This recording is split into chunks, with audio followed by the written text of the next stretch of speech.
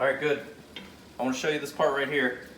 So when you see the meat start to turn brown, like this is turning, and there's still a little bit of pink in there, don't do anything until all the meat is totally brown. Okay? You don't want any pink to be in your meat when you add the sauce. All right, so it just needs a couple of more minutes. Move it around with the wooden spoon. Make sure that all the pink is bye-bye. And once all the pink is gone, then you know you're ready.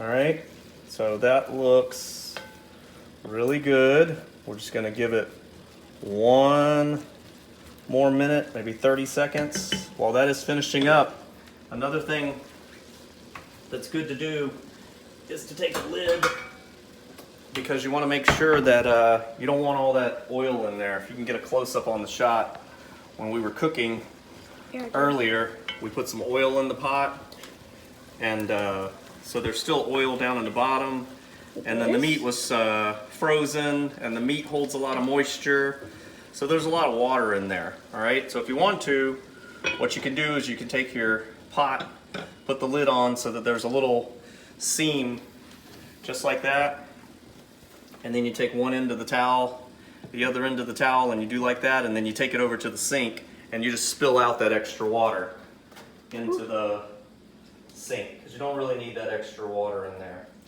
Just takes a minute, and it makes your sauce a little less soupy. We don't like soupy sauce up in here. Okay, so we're done with that. Now we're ready to turn the heat way down. Yeah. We got it way up. So it was up on high, around 9 or 10 on this stove.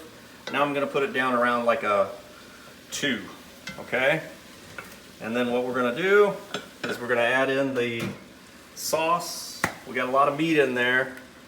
So I'm gonna do 1 jar of sauce, 2 jars of sauce, and then this sauce is always a little bit too watery for my taste. So what I also like to do is add a little bit of tomato paste. Best way to open up a can of tomato paste is from the bottom and the top. So you got to get the top off first. All right, go all the way around it like that. Get the top out of there, and it's really thick. So here's a little trick. You also take the bottom and you do the bottom off like that. Make sure it's loose. You can go around a couple of times. So the top's down here on the counter. You don't want that in your meat, but then you take the sauce and you push it, right? And that gets all the sauce to come out of the can. And if that one lid drops in there, it's okay. Just reach in, pull it out, take your spoon, scrape that off, get that off. That there. Take this lid over here. You don't want to waste anything, you know? Yep. Take that and put that in there, okay? And then you're gonna stir everything up, okay, with 1 pound of ground beef and 1 pound of Italian sausage and 2 jars of Prego or whatever you like, and 1 can of tomato paste. You should have a nice, thick, meaty That looks good. sauce, okay? That's how we like it around here. That looks good. The Prego is already spiced up. Normally when I'm cooking, I like to use this Jane's Crazy mixed up salt, but this doesn't need any extra spice. And you always want to keep something like this around too. This is the Italian table blend. The maker of this is Basics. And this is good when you're cooking stuff that is not already loaded down with spices. But Prego, they do a great job. All right, so the sauce is gonna cook for a little while. You want it down on low. This water was already boiling, so I turned it off and I left the lid on so that it would stay nice and hot. But now what we're gonna do is we're gonna cook our noodles, and on the back of the penne pasta, or on the side over here, it says that you want to cook it for 11 minutes.